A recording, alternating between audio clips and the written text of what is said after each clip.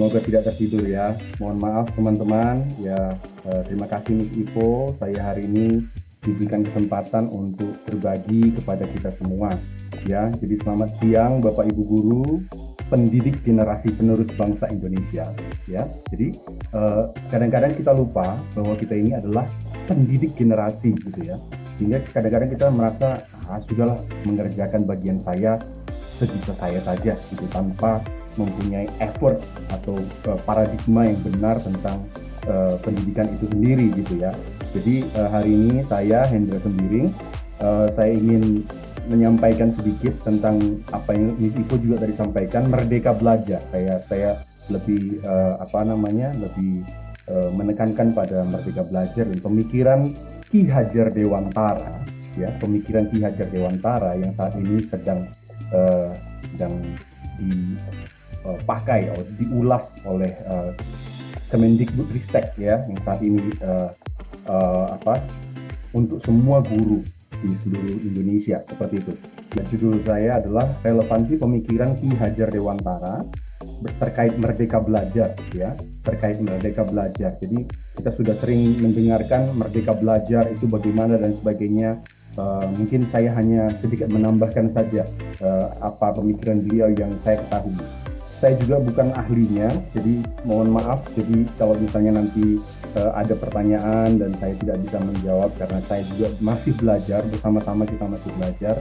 Ya, saya juga baru saja terinspirasi oleh beliau. Dulunya saya juga tidak terlalu kenal, tapi baru saja saya terinspirasi oleh pemikiran Ki Hajar Dewantara ini setelah saya mengikuti, seperti kata Miss Ibu tadi, calon guru penggerak. Ya, di sana kami akan digembleng selama 9 bulan, ya katanya, sehingga begitu nanti selesai itu seperti orang lahiran gitu ya, orang hamil 9 bulan digembleng dan keluar semoga menjadi bayi yang sehat dan bisa menjadi guru yang tergerak, menggerakkan komunitas, tergerak oleh komunitas, tergerak oleh sekitarnya tentang apa yang ada di sekitar kita, dan juga akhirnya menggerakkan komunitas, guru-guru utama. Jadi hari ini saya mau agar kita bisa berefleksi sebentar ya. Jadi ya kita mau berefleksi. Mohon Bapak Ibu bisa menggunakan device-nya, bisa masuk ke halaman tersebut. Jadi saya siapkan 3 di sini. Di atas ada link, bisa diketikkan seperti itu. Di sebelah sini ada QR code yang bisa dimasuki juga, atau masuk saja ke menti.com dan gunakan kode 60941242. Oke. Saya lihat sudah ada beberapa orang tadi masuk juga. Oke. Silakan diisi Bapak Ibu apa ya. Menurut saya pendidikan itu berguna untuk apa?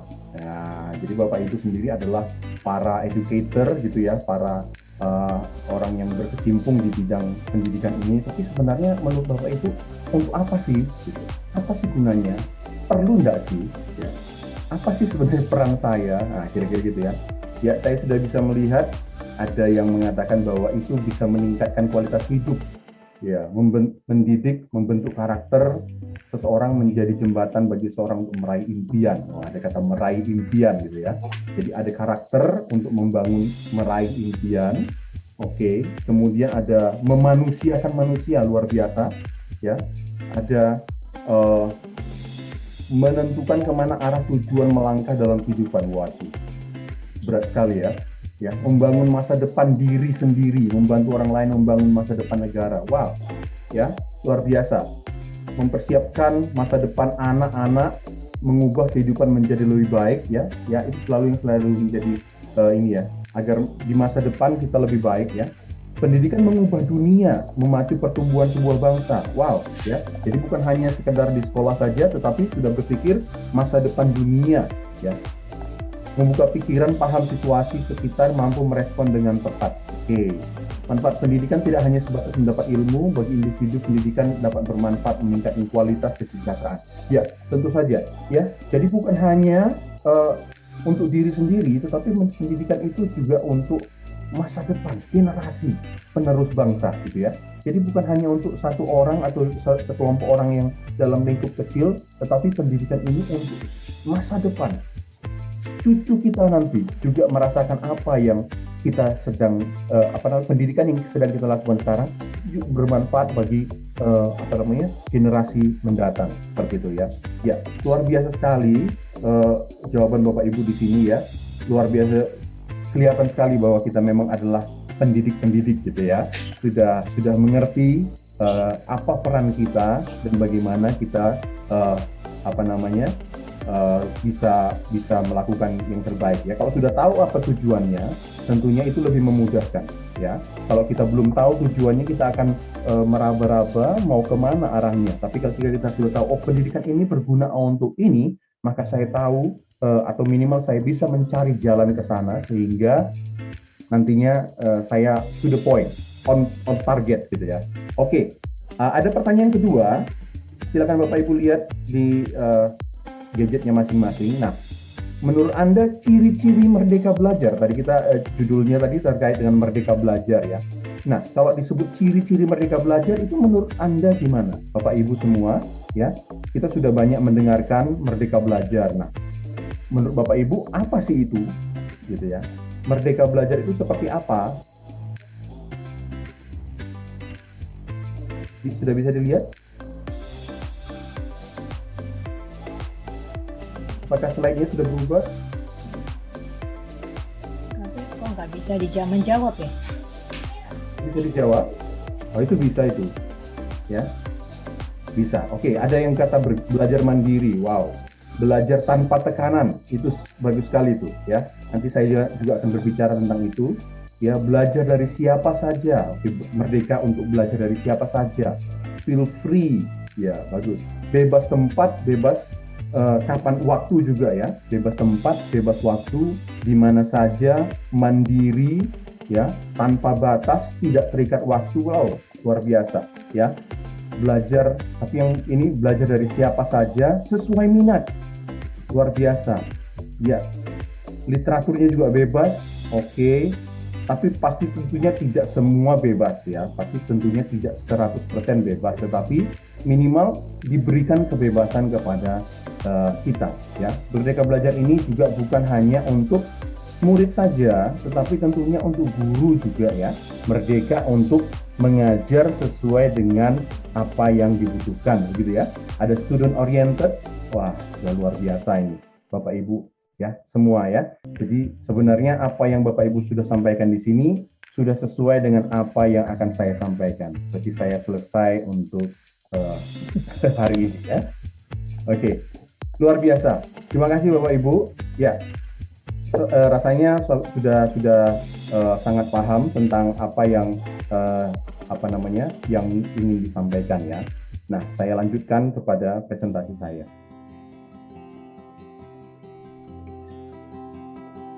Nah, hari ini saya ingin lebih banyak berbicara tentang Ki Hajar Dewantara ya, dan Bapak ini adalah memang dia tidak mencetuskan merdeka belajar, tetapi berdasarkan dari pemikiran beliau tercetuslah istilah merdeka belajar yang saat ini sedang banyak kita sedang banyak kita pikirkan atau sedang banyak kita dengarkan di mana-mana saat ini, terutama dalam pendidikan Indonesia. Oke, siapakah Ki Hajar Dewantara itu ya? Mungkin Bapak Ibu sudah sedikit tahu tentunya ya. Dulu mungkin kita di SD banyak berbicara tentang Ki Hajar Dewantara ini ya. Tapi untuk lebih tahu lebih dalam lagi, mari kita saksikan video berikut ini. Setiap tanggal 2 Mei kita memperingati Hari Pendidikan Nasional yang diambil dari hari kelahiran Ki Hajar Dewantara. Melalui pendidikan, Ki Hajar berjuang melawan penjajah Belanda. Seperti apa ceritanya? Ayo teman-teman kita simak bersama. Ki Hajar Dewantara terlahir dengan nama Raden Mas Suwardi Suryaningrat pada tanggal 2 Mei 1889 Ia dibesarkan dalam lingkungan Keraton Pakualam di Yogyakarta. Ki Hajar sempat kuliah di Stovia atau Sekolah Dokter Pribumi. Kemudian ia bekerja sebagai wartawan di koran seperti Utusan Hindia dan Kaum Muda. Sejak muda, Ki Hajar berani menentang pemerintah kolonial Belanda. Bersama Daus Dekker dan Cipto Mangunkusumo, ia mendirikan Indies Partij pada tahun 1912 yang bertujuan mencapai Indonesia merdeka. Akibat kritiknya pada pemerintah Belanda, dalam tulisan Seandainya Aku Seorang Belanda, Ki Hajar diasingkan ke Pulau Bangka. Daus Dekker dan Cipto Mangunkusumo membela sahabat mereka. Sehingga akhirnya 3 serangkai ini diasingkan bersama-sama ke negeri Belanda. Masa pengasingan di Belanda dimanfaatkan Ki Hajar untuk mendalami dunia pendidikan dan pengajaran. Pada tahun 1919, Ki Hajar kembali ke tanah air dan terus mengkritik pemerintahan kolonial Belanda lewat tulisan-tulisannya. Akibatnya, ia pun sering keluar masuk penjara. Tanggal 3 Juli 1922, Ki Hajar mendirikan lembaga pendidikan Taman Siswa di Yogyakarta. Sejak saat itu, Suwardi Suryaningrat memakai nama Ki Hajar Dewantara. Anak-anak dari semua kalangan, baik ningrat maupun rakyat biasa, bisa bersekolah di Taman Siswa. Perguruan ini memiliki semboyan Ing Ngarso Sung Tulodo, Ing Madyo Mangunkarso, Tutwuri Handayani. Artinya, di depan memberi contoh, di tengah membangun semangat, dan di belakang memberi dorongan. Prinsip ini berlaku untuk semua pamong atau guru dan murid di Taman Siswa. Setelah Indonesia merdeka, Presiden Soekarno mengangkat Ki Hajar sebagai Menteri Pendidikan pertama. Semboyan Tutwuri Handayani pun hingga kini tetap dipakai dalam dunia pendidikan Indonesia.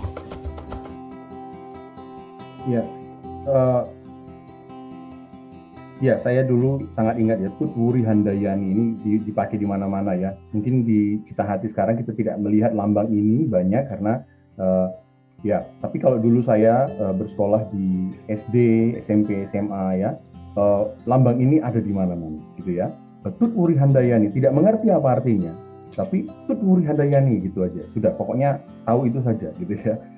Tapi Tutwuri Handayani itu berdasar dari ini ya, yang lengkapnya ini ya, Ing Ngarso Sung Tulodo, Ing Madyo Mangunkarso, Tutwuri Handayani. Yang artinya di depan memberikan teladan, tengah membangun semangat, dan di belakang memberikan dorongan. Ya, itu adalah kata-kata dari Ki Hajar Dewantara. Itu adalah pendidikan itu harus memberikan teladan. Jadi bukan hanya, itu multidimensi gitu ya. Bukan hanya berada di belakang untuk memberikan dorongan, tetapi dia juga harus bisa membangun semangat. Dan di depan dia harus memberi teladan terlebih dahulu. Guru harus menjadi teladan terlebih dahulu sebelum murid bisa melakukan sesuatu. Maka prinsip ini harusnya tidak boleh dipisah-pisah gitu ya. Tetapi ketiga-tiga prinsip ini adalah satu kesatuan harusnya ya, bahwa kita harus bisa memberi teladan di depan, di tengah kita sebagai teman, sebagai sahabat bagi murid-murid kita membangun semangat mereka agar mereka terus mau belajar meraih sesuatu yang lebih baik lagi, dan kita juga memberikan dorongan-dorongan yang cukup untuk mereka bisa maju ya, agar mereka juga bisa berubah dari yang semula menjadi lebih baik lagi di masa yang depan. Ya, sebenarnya seperti saya katakan tadi, saya baru saja takjub kepada sosok Ki Hajar Dewantara ini ya. Kalau dulunya di SD saya tahu bahwa beliau ini adalah salah satu pahlawan ya. Hampir semua kelas saya dulu, maksudnya kelas di sebelah saya juga memiliki foto ini yang sebelah ini ya, dipajang di kelas ya. Bila ditanya pasti siapa itu Ki Hajar Dewantara, tahu gitu ya. Tapi ya hanya sebatas itu saja. Kalau ditanya siapa salah satu Bapak Pendidikan Indonesia, siapa? Kita bisa ingat itu Pak Ki Hajar Dewantara gitu ya. Dan kita juga tahu bahwa dia menjadi Menteri Pendidikan pertama. Tapi banyak yang tidak tahu seberapa luar biasanya pemikiran beliau ya. Saya tidak tahu. Saya baru saja tahu. Dan mungkin Bapak Ibu sudah tahu atau juga baru saja akan tahu pemikiran beliau ini. Tapi ternyata pemikiran-pemikiran beliau ini sudah go internasional sejak 1900 berapa itu? 17 ya. Sejak 1900-an sebelum Indonesia merdeka, pemikiran beliau ini sudah sama seperti relevan seperti yang sekarang ini kita gunakan ya. Kita sekarang banyak menggunakan istilah student centered learning gitu ya. Student center itu sudah dicetuskan oleh Ki Hajar Dewantara jauh-jauh hari 1917 itu sudah dicetuskan oleh beliau. Tapi kita tidak banyak tahu gitu ya. Itu yang membuat saya kagum. Apalagi yang membuat saya kagum, ternyata dia ini sejajar dengan misalnya Maria Montessori ya. Kita sekarang kenal Montessori School, bagaimana mereka mendidik anak-anak secara khusus gitu ya. Dan juga Friedrich Froebel, pencetus kindergarten ya, TK, PAUD, pendidikan PAUD gitu ya. Mereka ini ternyata saling mempengaruhi ketika itu ya. Ki Hajar Dewantara bertemu dengan Rabindranath Tagore, dia seorang Nobel Prize winner gitu ya. Maria Montessori dan Friedrich Froebel, mereka berbincang dan mereka sehati, berpikiran yang mirip sama ketika mereka berkaitan dengan pendidikan untuk anak-anak ya.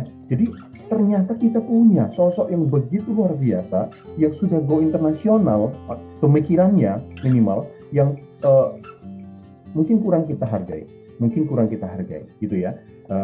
Dan apa yang terjadi ya, ternyata bahkan Dr. Maria Montessori dan Tagore ini sendiri sudah pernah mengunjungi taman siswa, yaitu sekolah yang didirikan oleh Ki Hajar Dewantara sejak 1920, tadi sudah disampaikan informasinya di dalam video.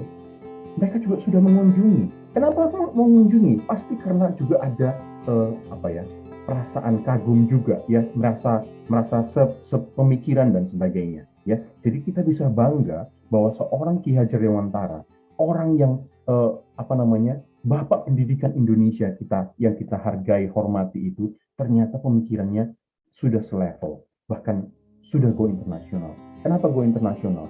Ya, ternyata pendidikan di Finlandia yang kita kenal sekarang sebagai salah satu pendidikan yang terbaik di dunia juga banyak dipengaruhi oleh pemikiran-pemikiran dari Ki Hajar Dewantara. Pemikiran-pemikiran beliau yang dibukukan, dituliskan oleh beliau di dalam buku-bukunya, itu banyak dipelajari oleh orang-orang di sana dan kemudian dimasukkan dalam sistem pendidikan. Ya, kita sendiri tidak tahu, kita mengagung-agungkan gitu ya. Finlandia itu bagus gini gitu. Ternyata sebenarnya salah satu orang yang menginspirasi mereka adalah bapak pendidikan kita sendiri. Tapi kita yang belum maju-maju dari pendidikan kita ya. Dulu kita dikatakan sudah bahkan sampai bisa mengirimkan guru-guru kepada Malaysia ya. Tapi sekarang apa yang terjadi? Malaysia sudah melesat, kita masih di sini saja, jalan di tempat ya. Saya berharap Bapak Ibu guru bisa menjadi agen-agen perubahan, guru-guru yang mengubah juga akan sistem pendidikan Indonesia ini ya. Dan pada saat ini sudah dipahami dan dimengerti, dan kembali Kemdikbudristek sedang merevisi kembali filosofi pendidikan ini, dan mereka sedang menggagas Merdeka Belajar seperti kita ketahui saat ini. Luar biasa sekali perubahan-perubahan yang sedang dilakukan dari Kemdikbudristek ya, terutama di bawah Pak Menteri Nadiem Makarim ini saat ini banyak berubah cara berpikir, cara pandang, cara paradigma baru yang diberikan kepada guru, dan guru diberikan kesempatan sebenarnya sebanyak-banyaknya untuk bisa menangkap itu dan akhirnya nanti terutama melakukannya di dalam pembelajaran sehari-hari gitu ya. Jadi ini salah satu contoh bahwa Ki Hajar Dewantara ini diambil di site gitu ya, di pemikiran beliau itu diambil menjadi dasar membuat sebuah artikel ilmiah seperti itu ya.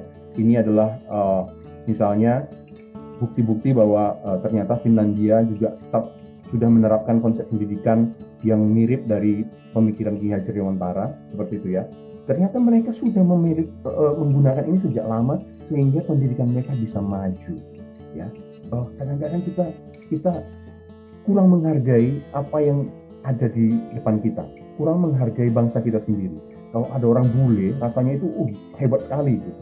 orang bule itu kayak segala-galanya ya. Kita masih berpikir dan memiliki mental apa namanya itu ya, mental orang terjajah gitu ya. Ketika ada orang yang bule, rambutnya sudah blond sedikit, rasanya mereka lebih baik dari kita. Tidak benar itu ya. Kalau kita terus-menerus memiliki pemikiran seperti ini, kita tidak akan pernah maju ya. Korea Selatan dan Indonesia, mereka kita apa namanya, kemerdekaan kita kurang lebih di tahun-tahun yang sama, tidak berbeda jauh. Tapi lihat mereka sekarang, Jepang, lihat mereka sekarang, mereka menghargai pribumi, artinya orang-orang mereka sendiri. Mereka menghargai pemikiran-pemikiran bangsa mereka sendiri, dan akhirnya itu membuat mereka melesat ya. Bukan hanya kita menjadi ini ya, tetapi mari kita semakin mencintai, mengagumi Ki Hajar Dewantara ini dan menggunakan pemikiran-pemikiran beliau di dalam pendidikan kita ya. Jadi kemudian seperti apa sih Merdeka Belajar yang ingin disampaikan oleh Ki Hajar Dewantara itu ya? Seperti apa ya? Sekali lagi, saya bukan pakarnya, saya hanya terinspirasi saja, sehingga apa yang saya dapatkan mungkin tidak lengkap dengan semua keluasan apa namanya pemikiran beliau, sehingga saya cuma mau mencoba sharing apa yang saya tahu dan saya tangkap yang sangat important gitu, yang sangat penting yang menurut saya gitu ya. Jadi Bapak Ibu, izinkan saya memberikan ini. Ki Hajar berkata, kemerdekaan itu merupakan syarat dan tujuan ya. Jadi kalau kita mau memiliki pendidikan, kita harus punya kemerdekaan. Dan untuk apa pendidikan itu?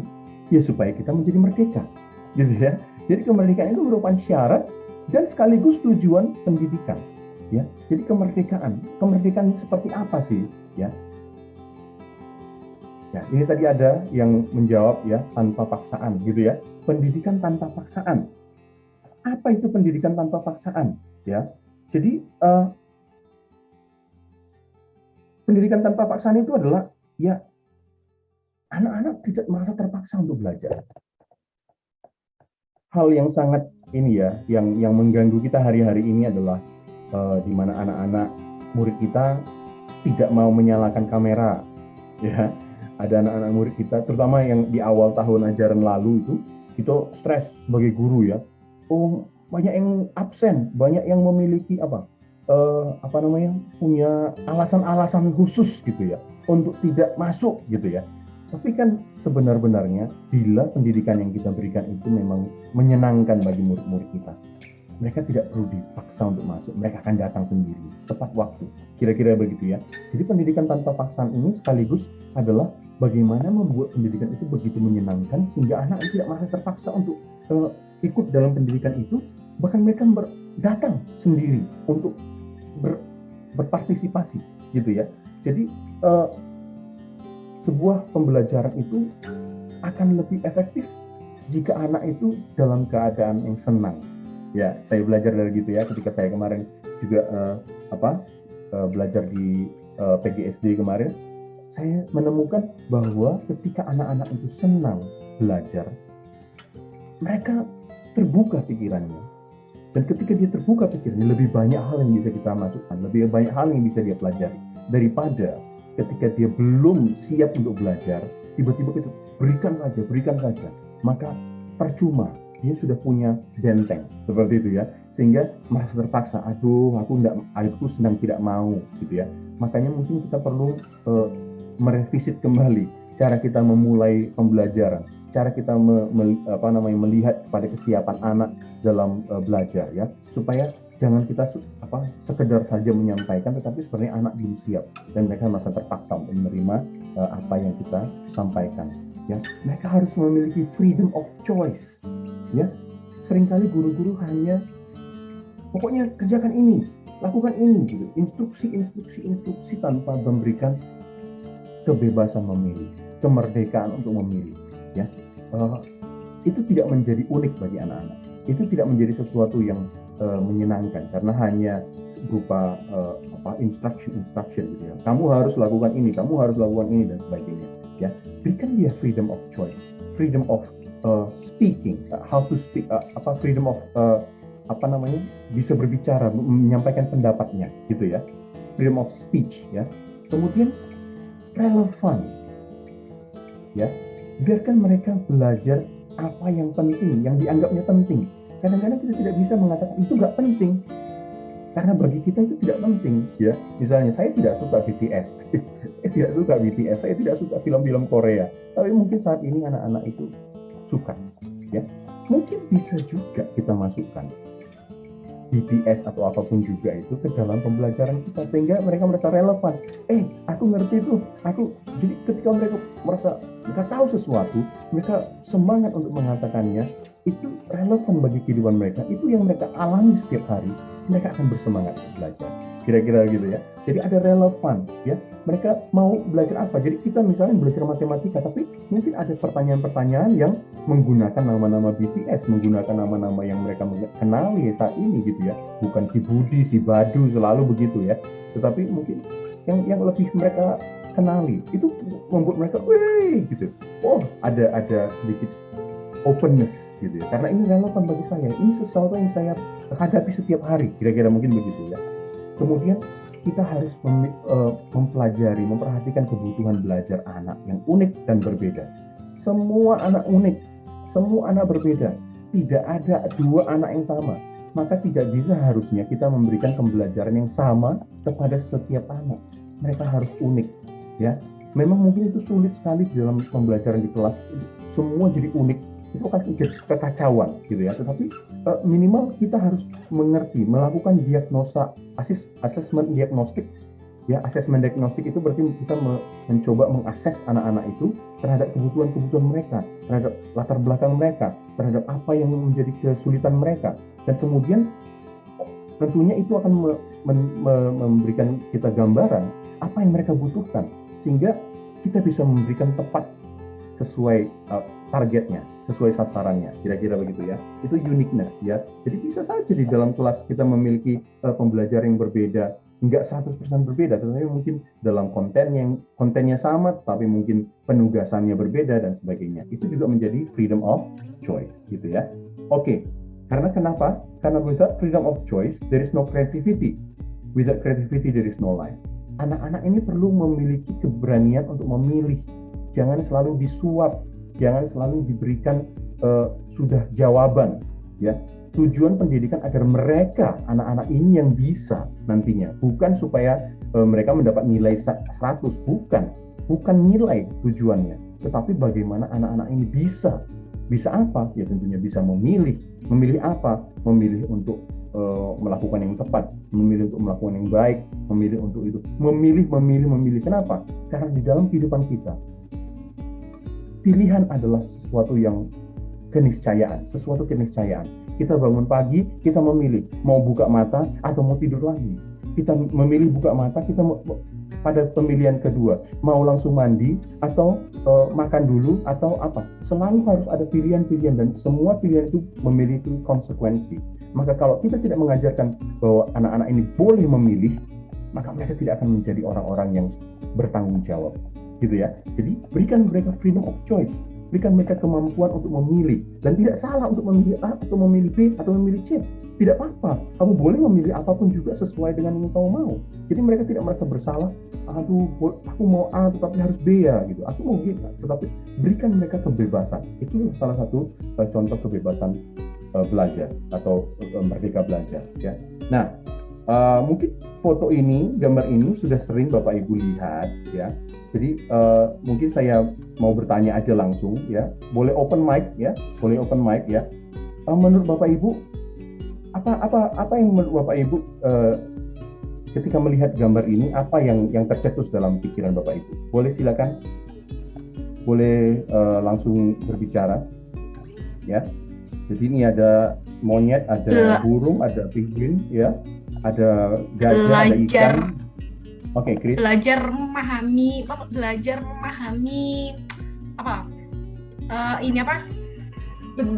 orang-orang lain kayak ini kan binatang dengan manusia. Sesuatu yang nggak mungkin kalau manusia ngomong dengan binatang. Tapi kayaknya dengan gambar ini kayak menjebol paradigma. Dan meskipun ada perbedaan-perbedaan, paling nggak kita menemukan gimana caranya berkomunikasi gitu. Oke.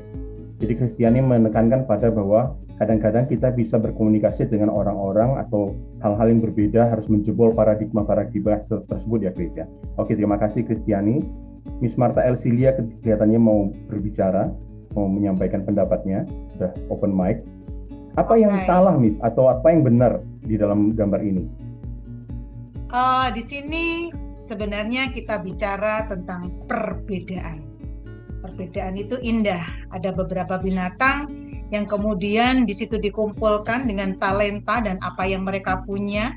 Kalau mungkin gajah badannya besar kayak saya bengkak gitu ya, pastilah juga tidak bisa untuk memanjat. Di situ ada ikan yang memang ya tidak bisa dipanjat, mau diapain juga nggak akan bisa.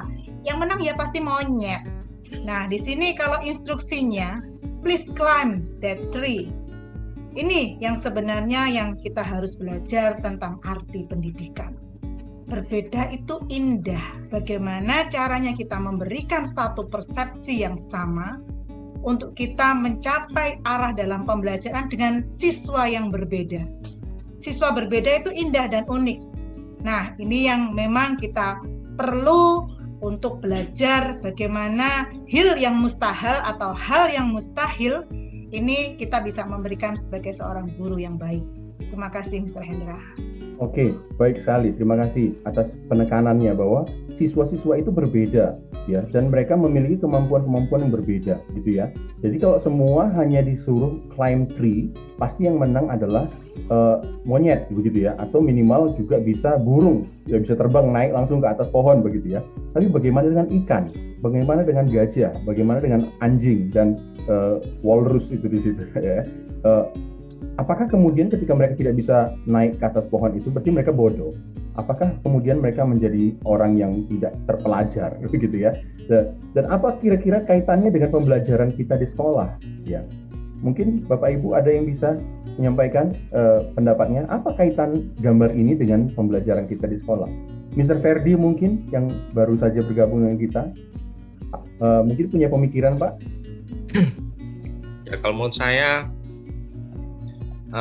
dalam kita memberikan sesuatu, kita harus juga mengerti dan coba memahami bahwa apa yang kita sampaikan itu bisa diterjemahkan dengan baik oleh murid-murid dan bisa dilakukan. Jadi tidak hanya memberikan apa yang kita tahu, tapi juga harus mengerti apa yang kita tahu ini bisa ditangkap dengan baik atau tidak. Nah, dalam hal ini kalau melihat gambar ini Bapak ini berusaha menyampaikan sesuatu yang dia tidak mau mengerti, yang mendengarkan ini mengerti apa enggak. Jadi harusnya dia berusaha untuk memahami apa yang disampaikan ini bisa diambil oleh yang mendengarkan. Itu aja. Thank you. Oke, terima kasih Mr. Ferdi. Ya, tapi ada kata-kata di sini fair. Nah, kita kan selalu di dalam kelas kan kita maunya fair, kita maunya sama gitu ya. 5A harus sama dengan 5B, harus sama dengan 5C. Tetapi bagaimana? Ya, dalam pembelajaran kita di sekolah, kira-kira mungkinkah ini terjadi? Miss Yudit mungkin punya pendapat, apakah fairness ini seperti ini, Miss Yudit? Oke, akhirnya disebut, Rek. Oke, kalau menurut saya dari instruksinya aja gurunya itu sudah koplak, Pak. Ya, dalam artian a fair selection. This is not a fair selection. Karena apa? Yang diberikan itu dengan karakteristik dan kemampuan yang berbeda-beda. Jadi gurunya di sini tidak memahami bahwa yang dihadapi adalah pribadi yang berbeda-beda dengan kebutuhan dan keunikannya masing-masing. Jadi kalau dibilang fair, this is not a fair selection. Itu sih, Pak. Oh, fair, supaya fair gimana, Miss Yudit?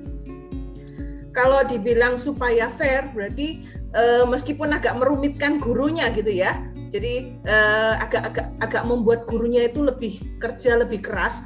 Berarti gurunya harus menyesuaikan dengan apa ya istilahnya minat, bakat, kemampuan dan karakteristik setiap anak masing-masing. Tapi memang sekali lagi butuh extra work untuk bisa memfasilitasi sampai dengan sedemikian rupa. Itu Pak. Oke, terima kasih, luar biasa Miss Yudit. Itulah kata kuncinya memang ya, bahwa guru-guru harus mengenali setiap murid, setiap perbedaan yang ada, dan kemudian mencari kebutuhan belajar mereka. Apa kebutuhan belajar si gajah? Mungkin tidak sama dengan kebutuhan belajar si ikan gitu ya. Dan berikanlah sesuai dengan kebutuhan belajar mereka. Karena itu yang mereka butuhkan. Si gajah tidak perlu untuk memanjat pohon karena dia tidak butuh untuk pohon gitu. Dia butuh mungkin bagaimana caranya untuk menyeberangi sungai misalnya gitu ya. Si ikan tidak perlu belajar menyeberangi sungai misalnya karena itu tiap hari dia sudah di situ. Tapi mungkin bagaimana caranya untuk melakukan hal-hal lainnya seperti itu. Nah, sesuai dengan kebutuhan mereka masing-masing. Memang akhirnya menjadi guru yang akan repot. Kenapa? Ya memang itu yang saya bilang tadi ya. Guru harus merancang pembelajaran yang sesuai dengan kebutuhan masing-masing anak. Makanya harus dilakukan sebuah asesmen diagnostik. Ya, memang ini masih teori gitu ya bagi saya ya, karena belum terlalu saya kerjakan. Biarlah ini menjadi inspirasi bagi kita. Sekali lagi saya bukan pakarnya, saya juga belum sempurna, tapi ini hanya menyampaikan apa yang saya dapatkan begitu kira-kira ya. Nah, bagaimana dengan ini? Ya. Missiani mungkin equality versus equity, ya. Equal, selalu kan kita mengatakan equal, sama, atau equity, gitu. Mungkin punya pendapat Bu, ada gambar ini, equality versus equity, apa perbedaannya di sana?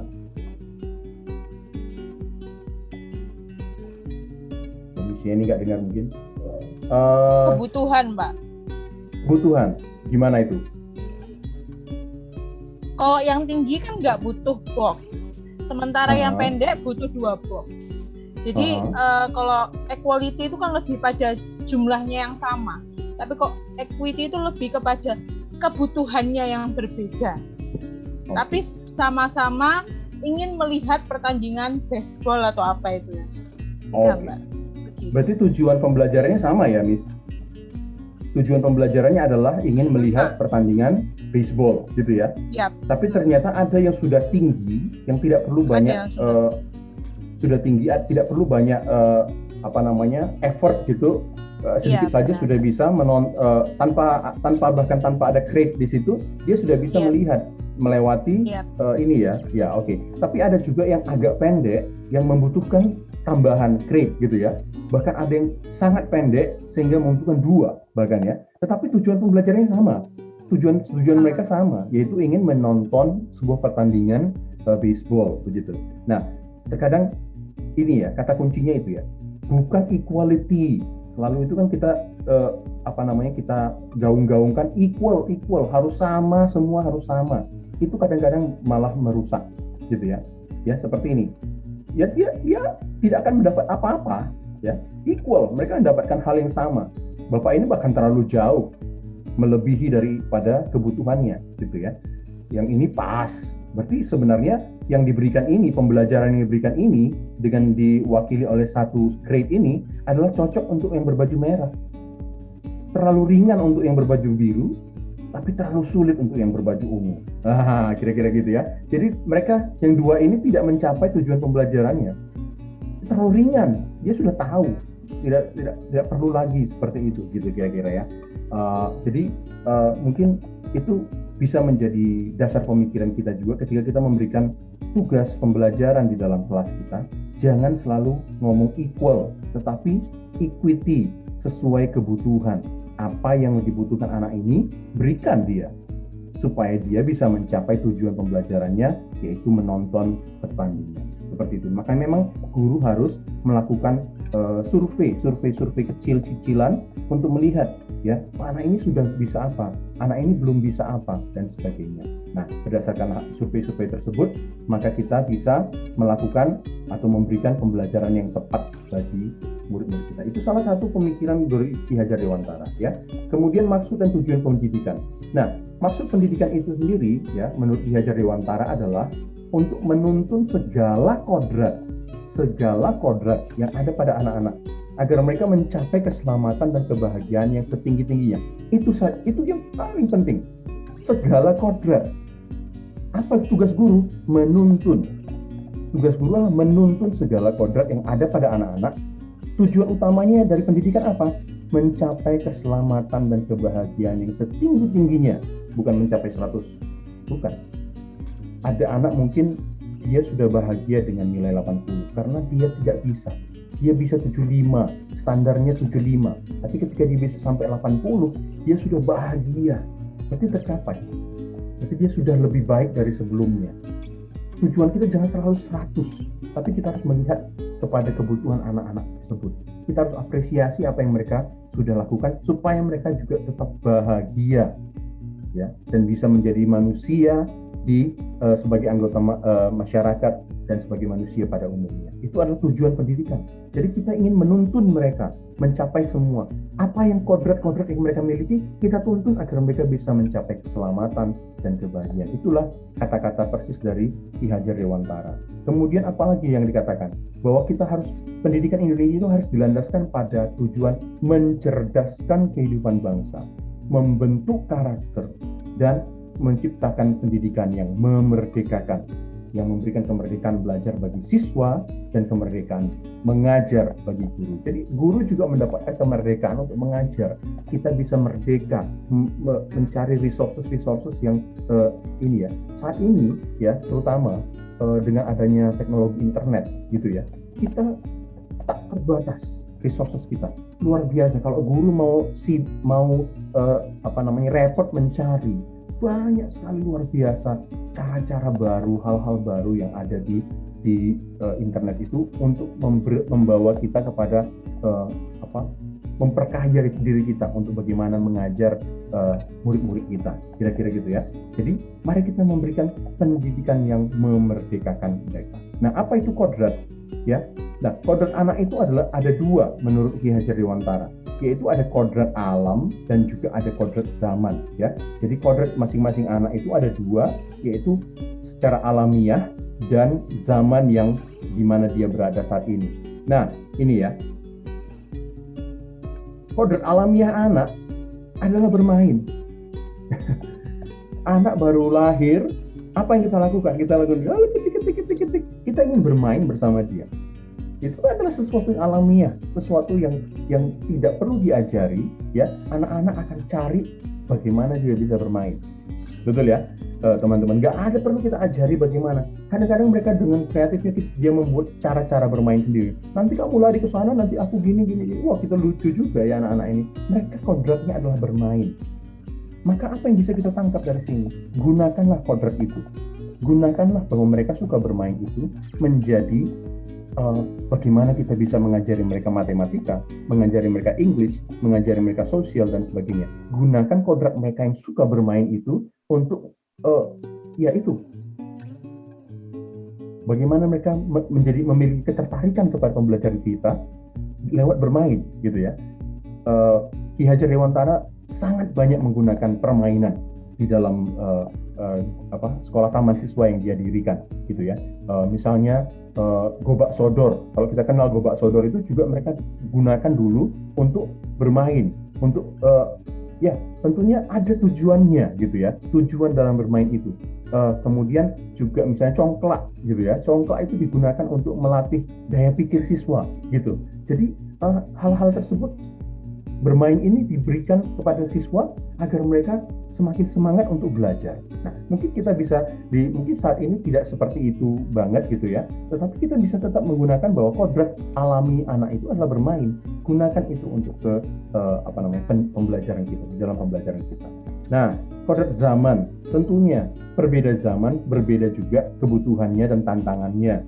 Kalau dulu mungkin seperti gambar di kiri itu gitu ya, sekarang anak-anak sudah pada memiliki gadget sendiri, computerized, segala sesuatu itu teknologi, ya. Jadi sudah berbeda.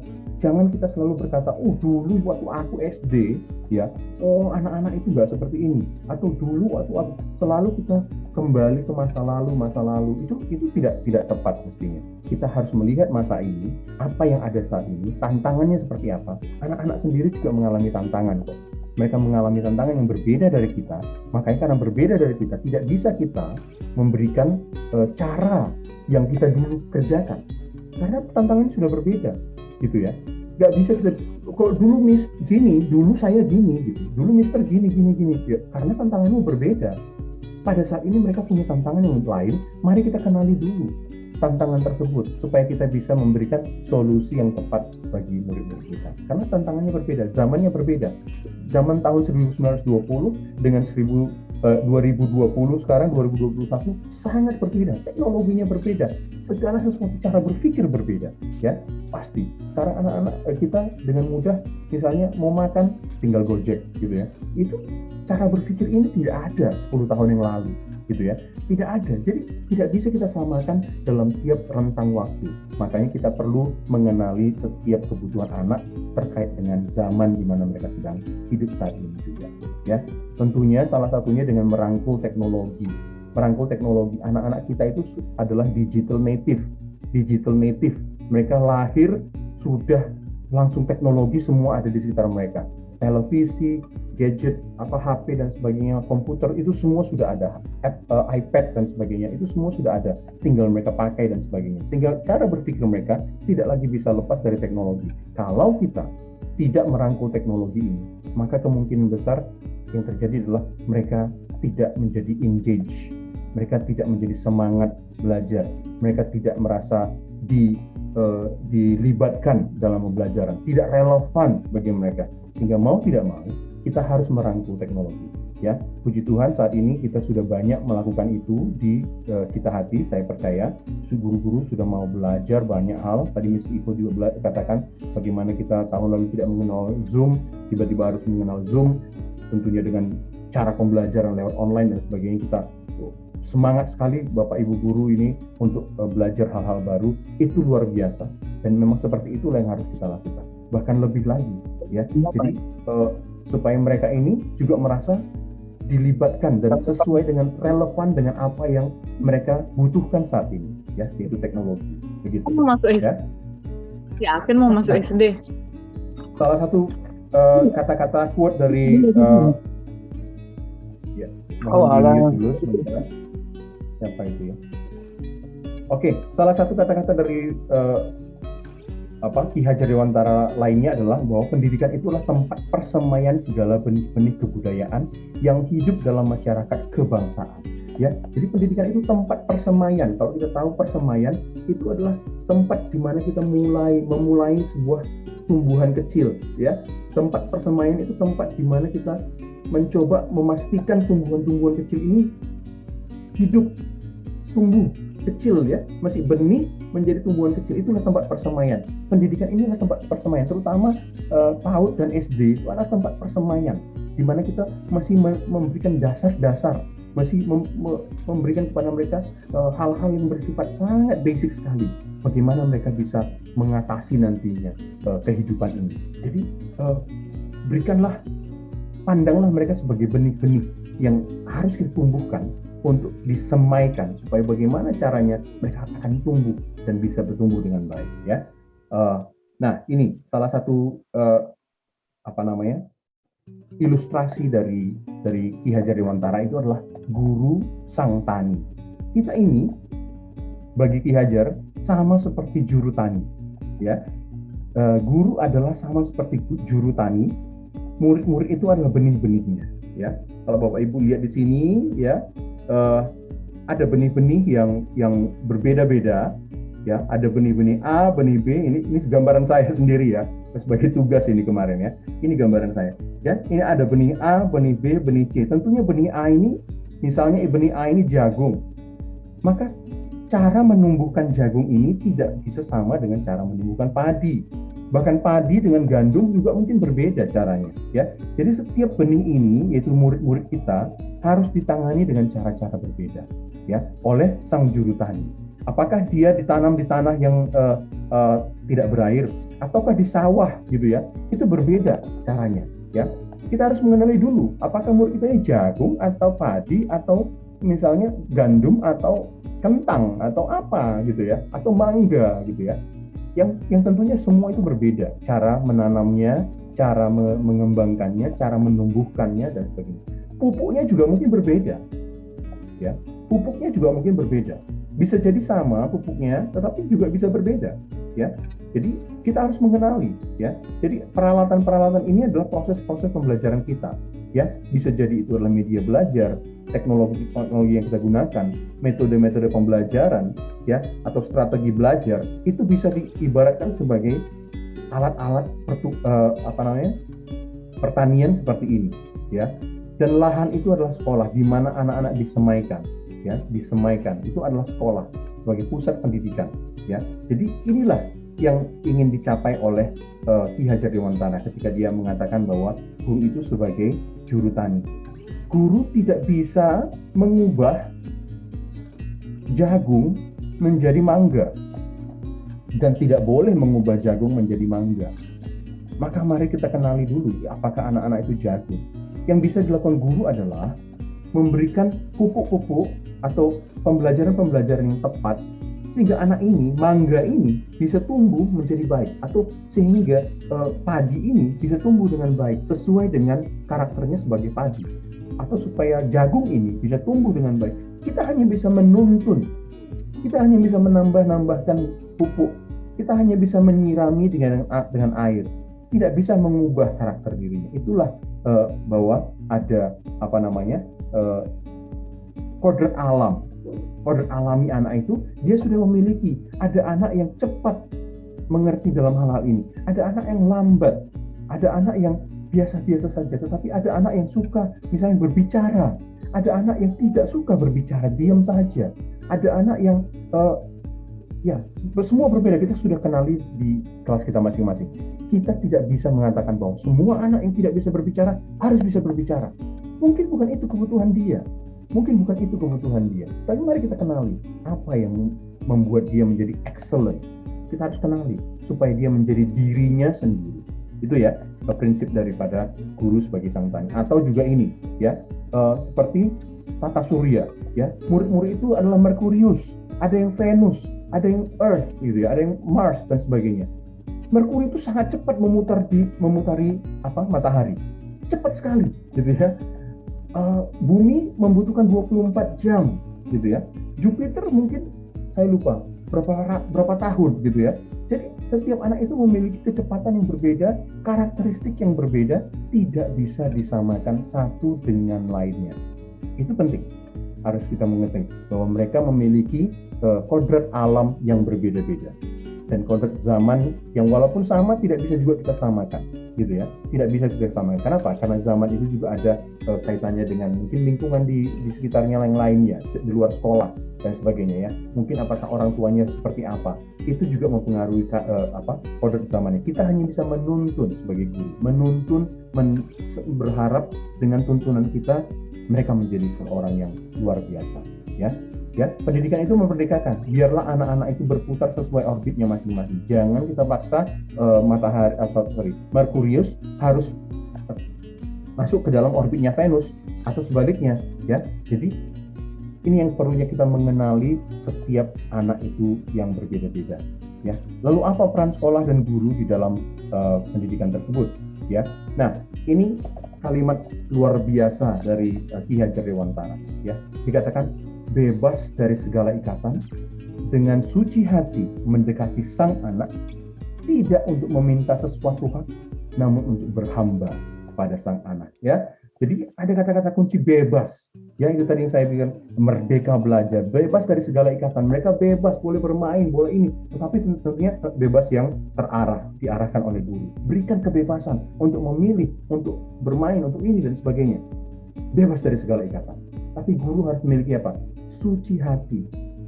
Tujuan kita harus memang menciptakan, membuat anak ini menjadi excellent. Suci hati mendekati sang anak. Jangan dengan pokoknya ini hanya pekerjaan. Ini hanya sebuah pekerjaan 7:25 until 3:25 and then I'm gone, gitu ya. Kalau kita memandangnya sebagai sebuah pekerjaan, maka tidak bisa, ya. Pendidik itu bukan pekerjaan, tapi profesi yang kita harus lakukan dengan sepenuh hati, dengan suci hati mendekati sang anak.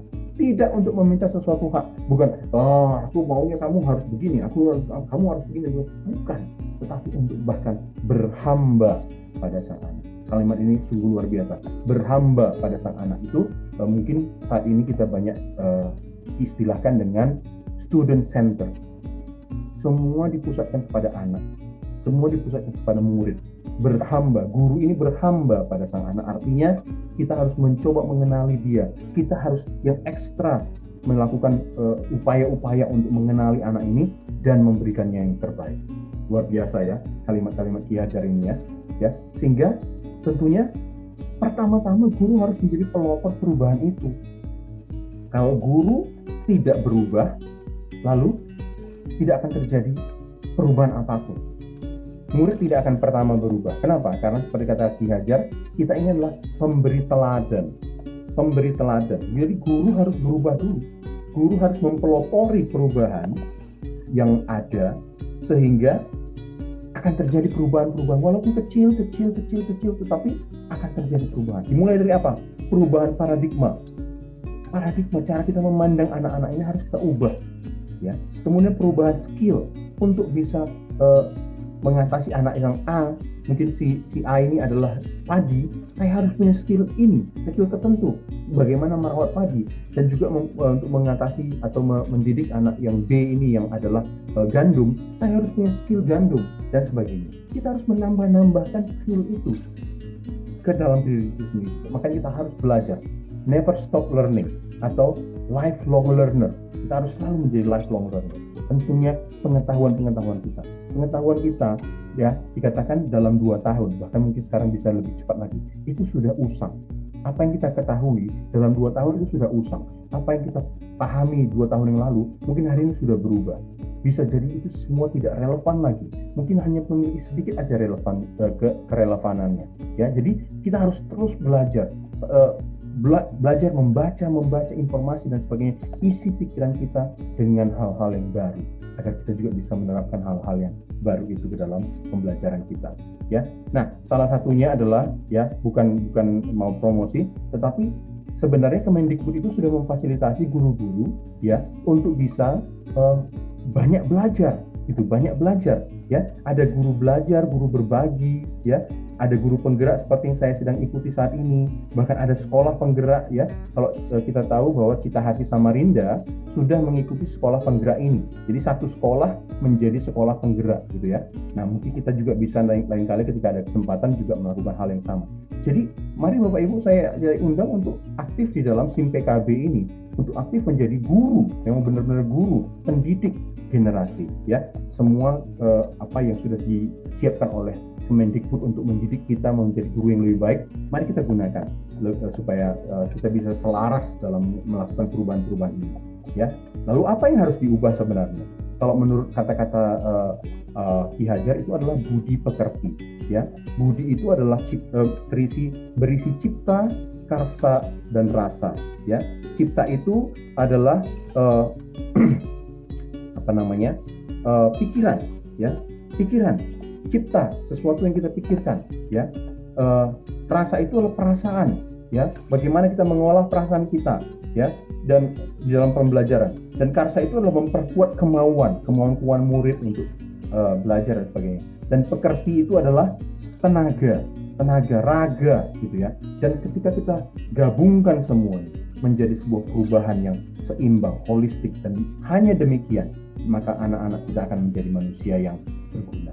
Kalau semua cipta, rasa, karsa, dan pekerti atau tenaga ini diubah, makanya dalam pembelajaran kita harus selalu mengaitkan semua ini ya. Jadi kognitif itu cipta, rasa itu afektif, dan karsa itu psikomotor ya. Cipta, rasa, dan karsa, dan pekerti, tenaga juga psikomotor ya. Jadi itu harus semua diolah, semua harus diubah supaya murid-murid ini menjadi manusia yang berhasil nantinya, begitu kira-kira ya. Nah, prinsip melakukan perubahan menurut Ki Hajar adalah trikon ya, kontinuitas, konvergensi, dan konsentris. Ini kata-kata dari Ki Hajar sendiri, di mana kontinuitas itu adalah kita harus melakukan dialog kritis, artinya apa yang sudah ada, budaya kita yang sudah ada saat ini gitu ya. Kita harus berakar pada identitas utama kita. Jangan mengubah identitas kita. Kita orang Indonesia, saya orang Batak misalnya, kamu orang Madura, kamu orang Jawa, kamu harus kenal identitasmu. Ketika kita berada di dalam identitas yang berbeda-beda, itu bukan membuatnya sama, tidak menjadikan orang Jawa menjadi orang Madura atau orang Batak menjadi orang Jawa. Tidak, tapi bahkan memperkuat identitas tersebut dan continue melakukan sebuah kontinuitas agar ini tidak hilang, tetapi tetap juga ada perubahan-perubahan yang dilakukan agar ini juga berkembang terus. Jadi kontinuitas itu harus kita lakukan terhadap diri kita sendiri, ya. Nilai-nilai akar budaya kita itu tidak boleh hilang, begitu kira-kira. Ya, konvergensi itu adalah pendidikan yang memanusiakan. Tadi ada kata-kata seperti itu dari di Mentimeter tadi, ya. Pendidikan yang memanusiakan manusia. Kita ini berkaitan dengan manusia, kita ini berhubungan dengan manusia. Maka jangan sampai kita tidak memanusiakan mereka. Tujuan pendidikan ini agar mereka ini bisa mencapai kebahagiaan mereka masing-masing. Ya, jadi tidak ada hukuman gitu ya. Jadi bukan untuk mempermalukan mereka ketika mereka melakukan kesalahan, kita permalukan di depan anak-anak lain gitu ya. Supaya mereka kapok. Tidak ada seperti itu. Mari kita memanusiakan mereka agar mereka merasa boleh salah. Aku berhak untuk melakukan kesalahan, tapi nanti aku belajar dari kesalahan itu untuk menjadi manusia yang lebih baik lagi. Ya, itu memanusiakan manusia karena semua manusia tidak ada yang sempurna. Jadi mari kita memandang mereka juga seperti itu, memanusiakan mereka. Dan konsentrasi itu adalah walaupun itu mereka menuju satu tempat, satu tujuan yang sama, tapi mereka juga punya keragaman. Kita harus menghargai setiap keragaman yang mereka, keunikan yang mereka punyai, untuk mereka bisa merdeka belajar, ya, sesuai dengan orbitnya. Nah, mari kita dengarkan sedikit kalimat dari Dr. Iwan Syahril, PhD. Beliau adalah Dirjen GTK, ya. Pada kesempatan ini, izinkan saya untuk memaparkan refleksi saya terkait pemikiran Ki Hajar Dewantara untuk membuat kita lebih memahami impian besar beliau untuk membawa anak Indonesia mencapai kemerdekaan belajar.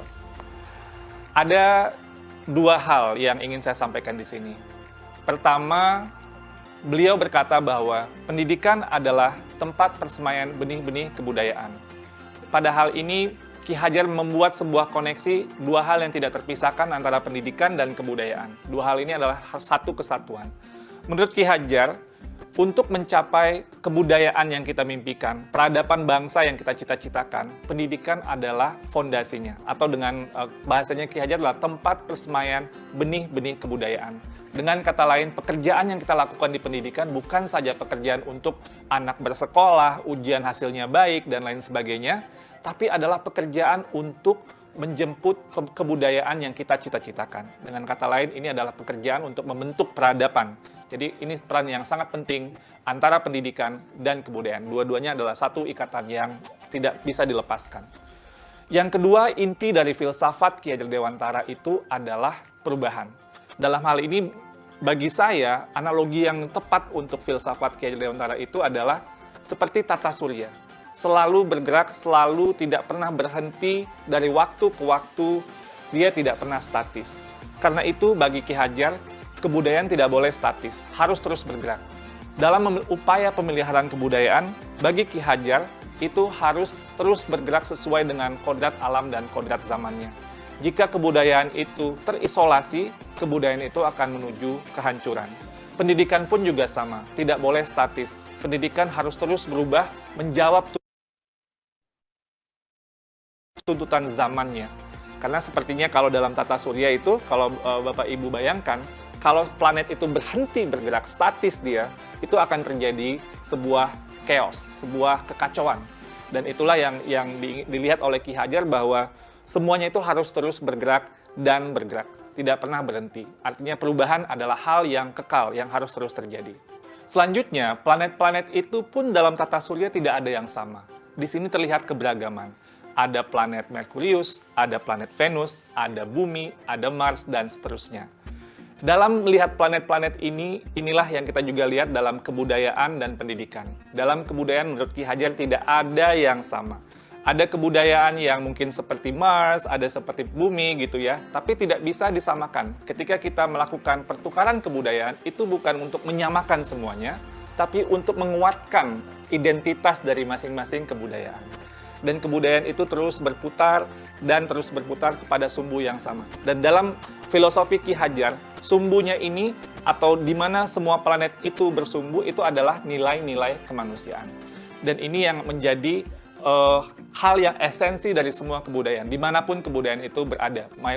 Baik itu kebudayaan di Indonesia yang beragam maupun kebudayaan dunia yang juga sangat beragam. Esensinya menurut Ki Hajar adalah nilai-nilai kemanusiaan. Pendidikan pun juga sama. Anak tidak pernah ada yang sama. Dua anak kembar itu tidak pernah sama persis, bahkan kembar siam sekalipun. Fitrah dari penciptaan dari Yang Maha Kuasa itu adalah keberagaman.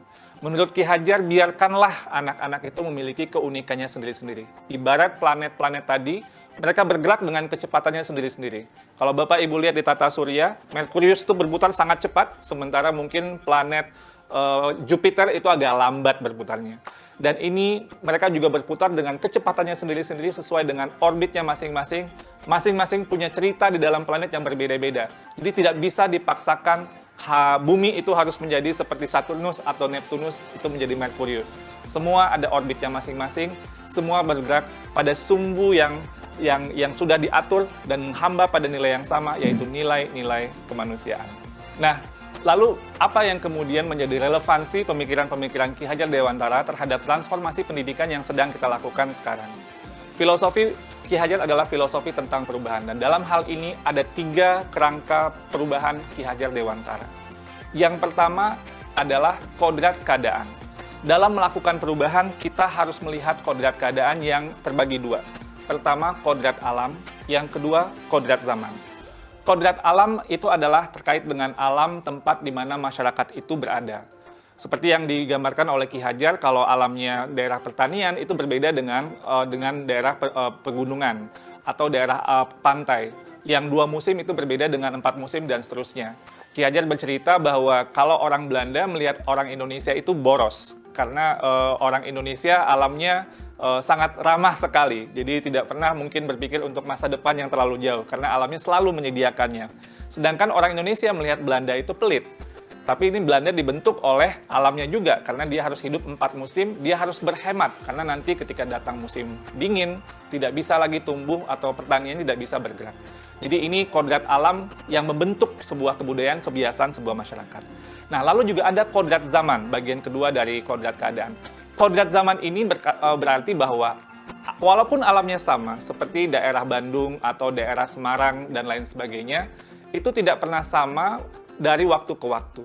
Jakarta tahun 1950 berbeda dengan Jakarta tahun 2020 dan akan berbeda dengan Jakarta 2050 dan seterusnya. Masing-masing zaman itu memiliki tantangannya sendiri-sendiri. Pada saat ini tantangan kita adalah bagaimana menjawab revolusi industri 4.0 dan sebagainya. Percepatan revolusi teknologi ini sangat luar biasa dan ini merupakan tantangan yang pada zaman ini sedang kita hadapi.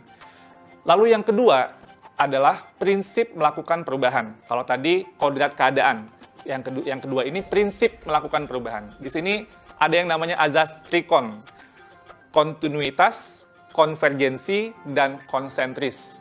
Dalam melakukan perubahan, menurut Ki Hajar, kita harus melakukan sebuah dialog kritis dengan sejarah kita. Kita harus menjaga nilai utama dari masyarakat kita. Harus berakar pada identitas utama dari sebuah masyarakat. Jadi walaupun perubahan itu menjawab kodrat zaman, tapi nilai esensi budaya masyarakat itu harus tetap dipegang. Tapi juga harus ada dialog kritis sehingga bisa terus berubah. Jadi kontinuitas ini bisa terjaga dengan baik. Yang kedua, harus konvergensi. Maksudnya apa? Perubahan-perubahan yang kita lakukan itu harus menuju pada suatu titik yang memperkuat nilai-nilai kemanusiaan. Jadi, dalam konteks konvergensi ini, pendidikan itu harus memanusiakan dan memperkuat kemanusiaan kita.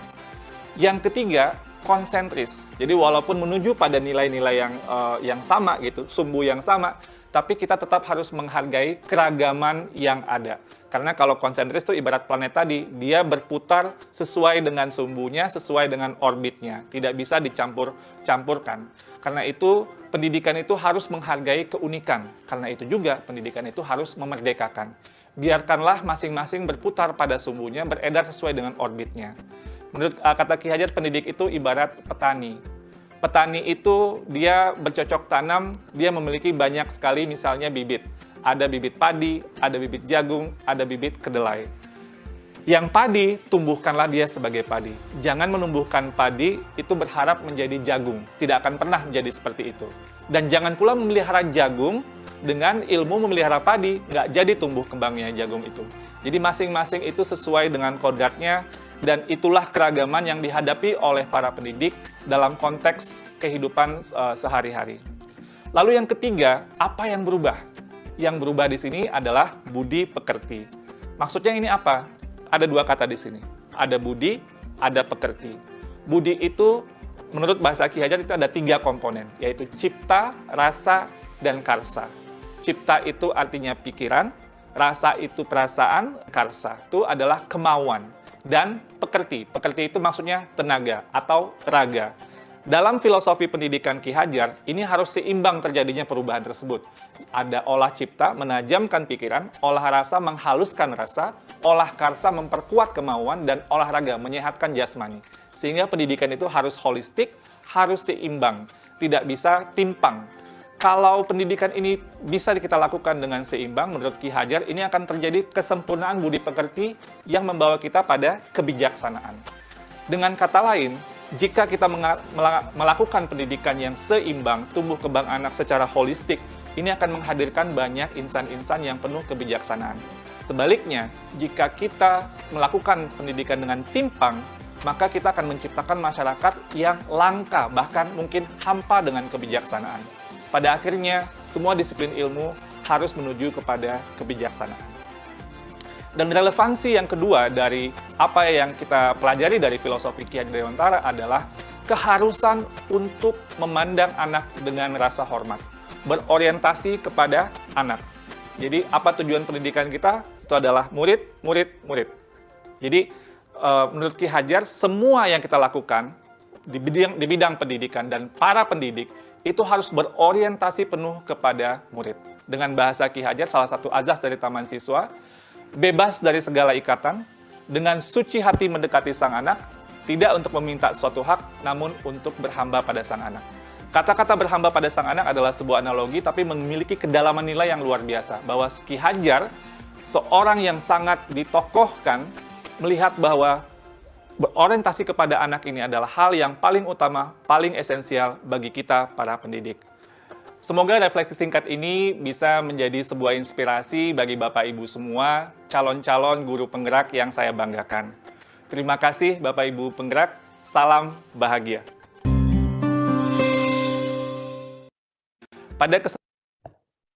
Oke, untuk menutupnya, ya, saya hanya ingin menyampaikan perkataan Nelson Mandela, bahwa education is the most powerful weapon we can use to change the world. Jadi, mari kita gunakan education atau pendidikan kita ini untuk bisa mengubah anak-anak kita ke depannya semakin baik lagi. Terima kasih untuk kesempatannya.